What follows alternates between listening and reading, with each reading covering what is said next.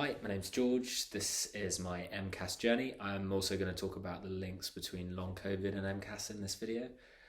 Some of this I'm really keen to share and some of it I'm not so keen to share, but it's been so helpful for me to hear stories from other people with MCAS. I wanted to get my story out there and I'd love to feel like what I went through was useful in some way. So yeah, I hope you enjoy it and thanks for watching. The first thing to say is I'm not a doctor, this is not a guide. This booklet should in no way be used as a substitute for medical advice. Always consult a doctor before making any changes.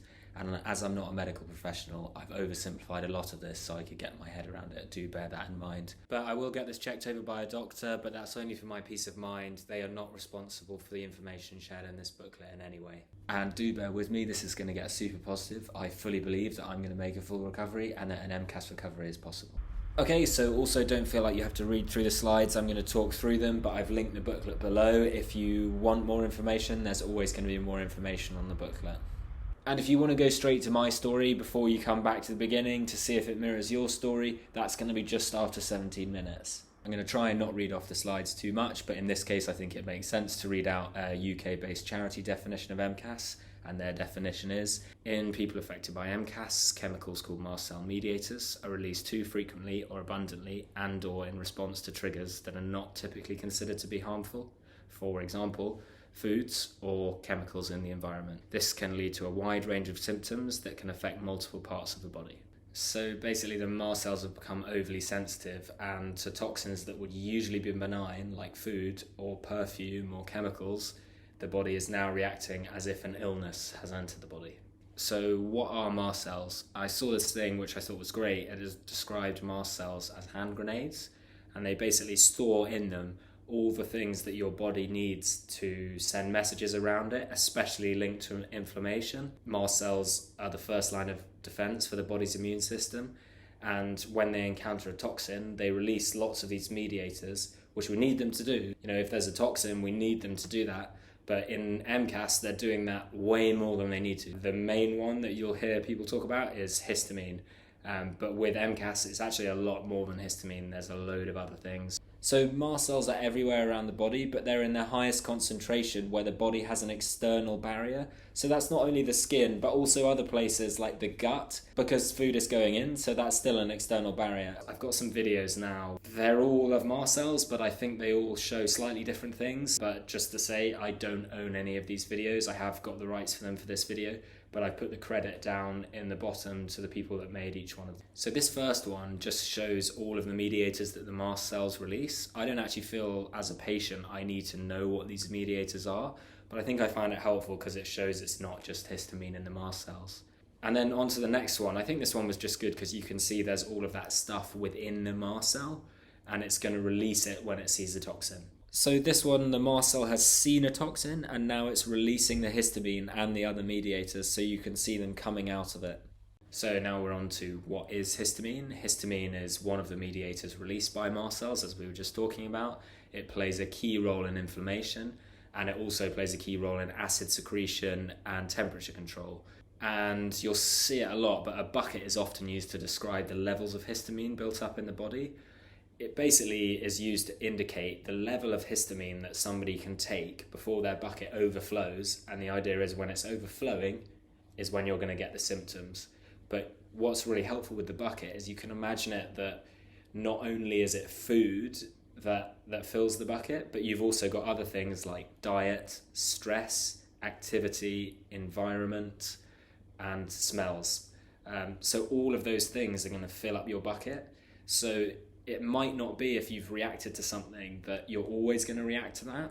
It might just be that your bucket that day was too full. And I think that's really helpful for me to know, or I found it helpful because I try things 3 times, unless it's really bad, of course, before I move on to the next thing, which can be quite horrible, but I feel like it's worth it in the long run. HIT versus MCAS. HIT is histamine intolerance. Histamine intolerance is probably, the science suggests, but it's all very preliminary, a lack of an enzyme called DAO, which is the histamine degrading enzyme in the gut, which basically, like that says, it degrades the histamine, so it breaks down the histamine in your gut. And if you've got a low amount of that enzyme, you're going to end up with a buildup of histamine in your body because you can't break it down quick enough. So this isn't anybody's diagram. I've kind of done this myself, so I hope it makes sense. But I've kind of taken the bucket analogy and taken it a bit further. So with histamine intolerance, your mast cells themselves are secreting a normal amount of histamine, but your body can't break it down fast enough. So I've kind of put one tap, so a normal amount of histamine, and then a small amount of holes because your body isn't breaking it down fast enough, so your bucket is going to overfill that way. So with MCAS, your body is probably breaking down the histamine as it should be, so you've got a normal amount of holes, your bucket should be emptying at the normal rate, but your mast cells are secreting an abnormal amount of histamine, so your bucket is filling up because the intake of it is larger, so I put 2 taps for that. Okay, so now on to symptoms. As we know, mast cells are all around the body, but they're most dense in the places where there's an external barrier. So there's going to be lots of symptoms in the gut and the urinary tract. But I'm not going to talk about this too much because there is no one set of symptoms for MCAS. It's completely different from case to case. For example, for me, I don't get any anaphylaxis. I'm really lucky with that, and I get barely any respiratory issues. I do get a lot of neurological symptoms and gastrointestinal symptoms, and I think from the people I've met, that's quite a common mix. Neurological wise, I get a lot of insomnia and brain fog and headaches, and that can be really debilitating when you can't do what you want to do. And then, I get loads of gastrointestinal stuff. I do get urinary stuff and I do get skin stuff, but I'm really lucky with the skin. It's not as bad as lots of people's. And also another one of the worst things is the flu-like symptoms, and that's specifically when I react to something. But it's going to be completely different from person to person, and I hope we get lots more stories out there for people to hear. It can be really scary because you're getting all these symptoms and you tend to get bumped from doctor to doctor. So somebody to look at your brain and somebody to look at your gastrointestinal symptoms and your respiratory and your urinary, and each one person is looking at one thing rather than looking at the body as a whole. And because mast cells are cellular, they very rarely come up on any regular test. That definitely happened to me. This is my least favourite thing about MCAS, and it's so related to food, but after I eat, or a few hours after I eat, when I get really bad, I get this crushing feeling of doom. I saw Marcel Action call it a feeling of doom before, and I thought that was amazing. It's been so helpful for me to hear other people talk about it that I wanted to talk about it myself. So basically what happens is I get the worst pain in my stomach, accompanied by this feeling that nothing is ever going to be good again. And whatever I do, it doesn't matter. Paul McCartney could walk in and I wouldn't care. It's the worst, and I just truly hate it. But the drugs are really helping with this. Triggers, and this is a really tricky one because it is different for everybody. For example, like some of the people that I've been working with, we have kind of the opposite things that really set us off. So the main things are certain foods, drinks, temperature and environmental changes, medicines and supplements, and scents and envirotoxins, which is mold, and pollen and usual allergies, and exercise and mental stress. For me, it's mainly food, and temperature is really not good for me.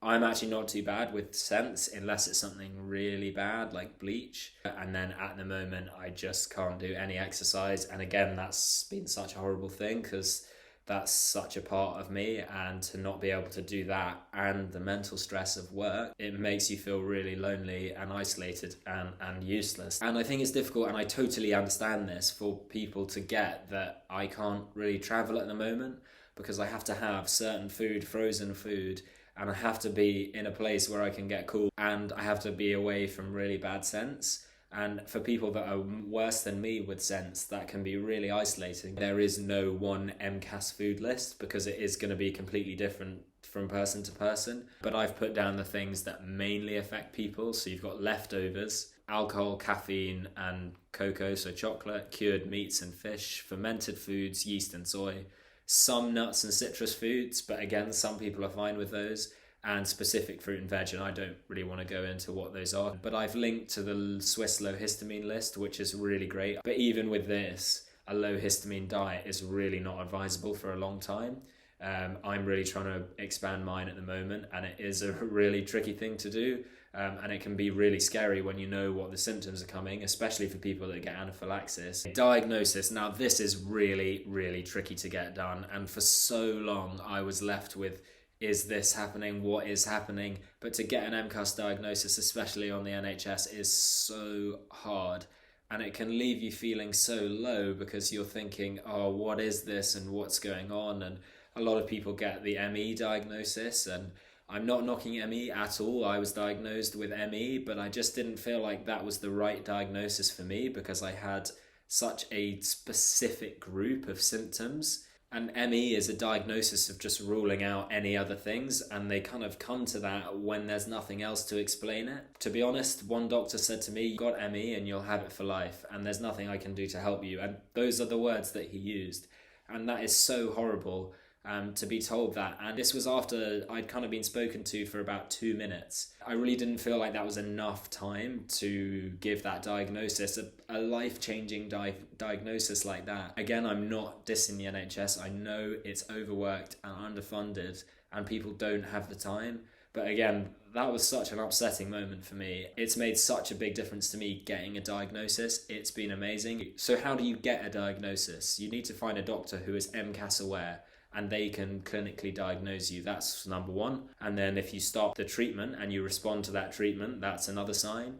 You can also have a gastroscopy staining, which is what I had, where they take biopsies of your throat and say there's 10 stained mast cells in an area, however big it is. And I think it's anything above 20 is described as MCAS, and mine was 30 and above. So that was great and really made me feel better about it. And then mediator tests, so they can test again for things like DAO, for histamine intolerance, and tryptase as well. But again, these tests aren't definitive. The main one is to get a doctor that you trust and look through your symptoms, and they can diagnose you. But another thing to say is, on the NHS, these tests are really difficult, and I fully understand the kind of pushback against private medicine, but I honestly felt like I was left with no choice to go to private medicine. The other thing to say is that I really do believe that it's changing with the NHS, and the long COVID clinics are starting to pick up MCAS. Now there is actually one doctor in my county that can treat it, which is really great. The other thing to say is you really need to rule out other illnesses, and obviously this is something for your doctor to do.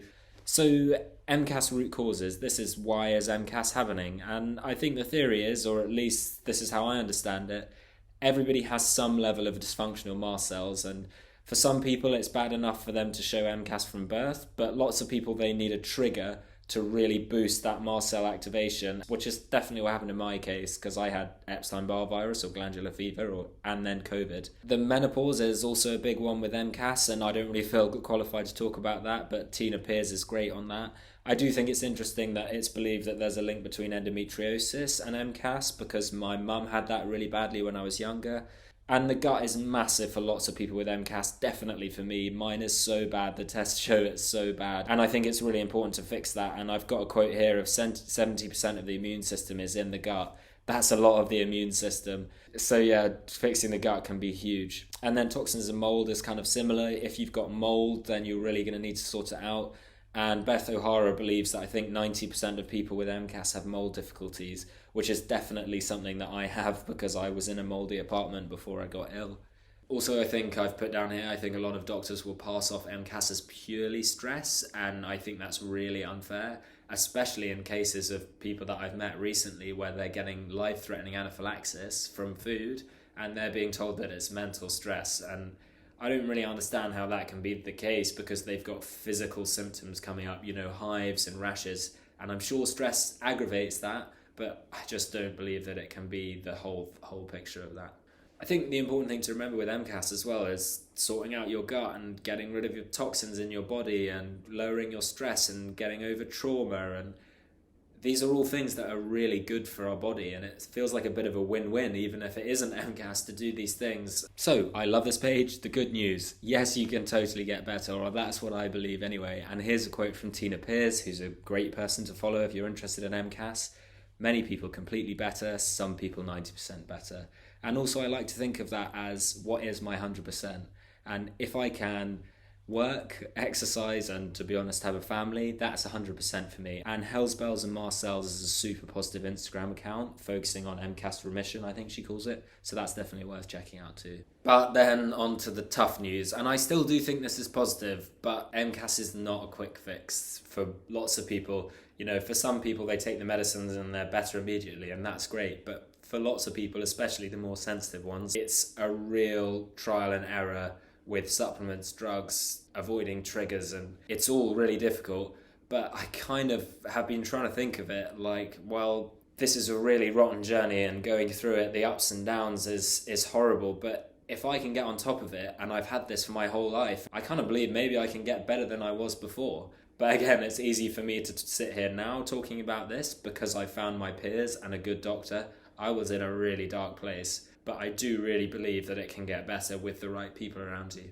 So peaks and troughs, I know this is kind of similar to the diagram before, but I kind of just wanted to show what it's like with MCAS. It never really feels like a straight line going up. You can see me one day and I'll be fine, and then the next day I'll be back to square one. It kind of feels like I go one step forward and then one step back, and it feels like you're at step one, and then you go 2 steps forward and then 2 steps back, and it feels like you're back at square one. And then after a while you realise that you are actually going forward, but you are just going back to square one each time. It can be really tough to get through that, and there was a time where it felt like every time I went back to square one it would break me slightly, but now I feel it actually makes me a bit stronger every time. So on to long COVID links. I think we've kind of touched on this anyway, or certainly what happened with me is I had COVID, and I've probably always had MCAS, and the COVID just exacerbated it. That's kind of why I've left the long COVID label behind.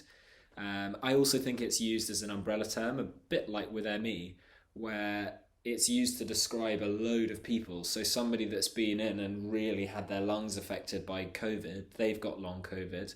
But then also someone that's maybe presenting more like MCAS is also got long COVID. They kind of feel like different illnesses to me, and I know the NHS is now breaking them up into different illnesses, which is great. And the link here is a great video from Dr. Lawrence Afrin, who is a big name in MCAS. And I really quickly wanted to mention 2 illnesses that commonly present with MCAS, Ehlers-Danlos syndrome and postural tachycardia syndrome. Challenges with MCAS, and we've kind of already talked about these, but as Dr. Deering here says, who's another big name in MCAS, patients are often misdiagnosed as other conditions such as chronic fatigue syndrome or fibromyalgia syndrome, or end up with a referral to a psychiatrist, which also happened to me.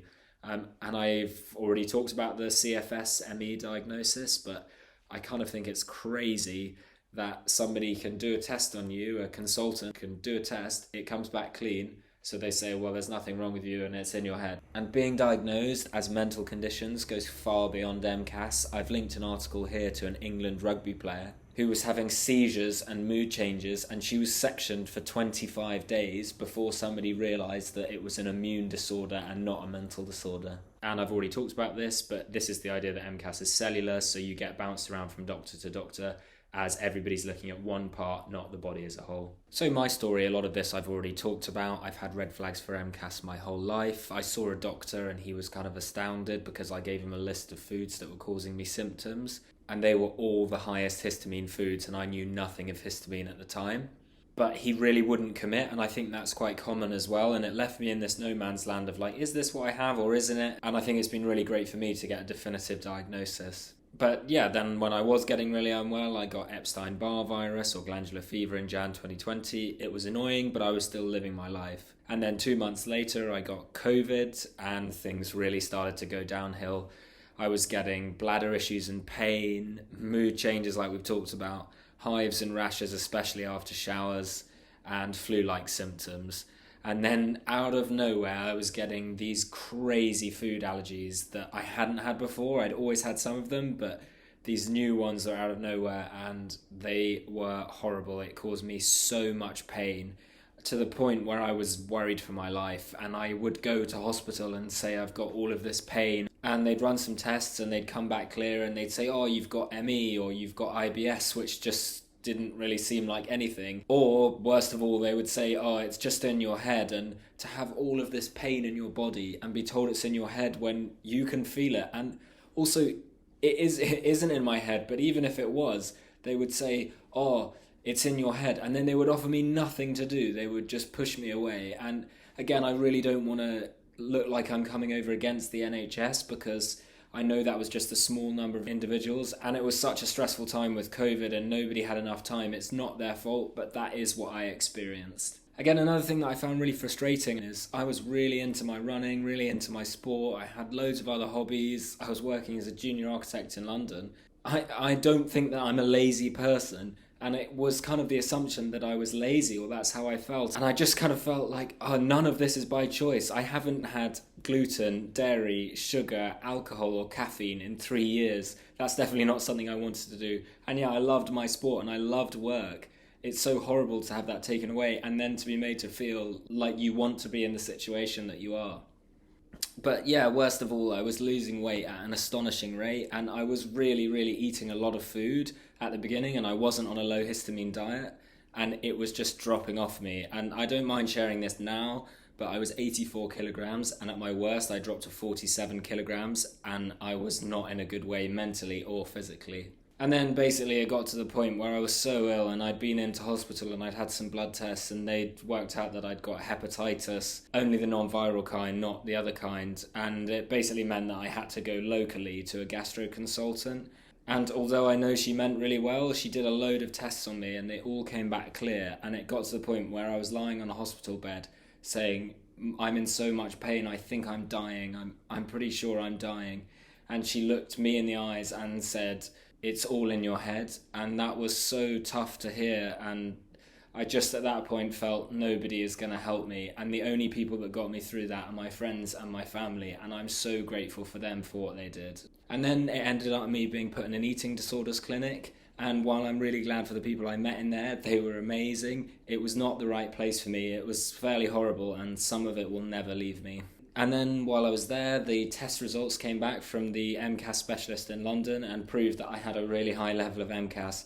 And then suddenly I had lots of people who believed me because they had a sheet of paper, and I do think that's quite funny that that's how it seems to be. I don't want to pretend that everybody is accepting of MCAS. I know there are naysayers, and there always will be with new illnesses. If you go back 10 years, it was endometriosis, and before that even epilepsy and things like that weren't believed. But I don't really want to spend too much time on that. I think most doctors are waking up to it now, and if the drugs help and people are getting better from being treated and it's making people feel better, this diagnosis, then what's the harm? But anyway, yeah, it was a massive improvement since I got the results and everybody started to believe me. And since then, at least mentally, it's been so much better.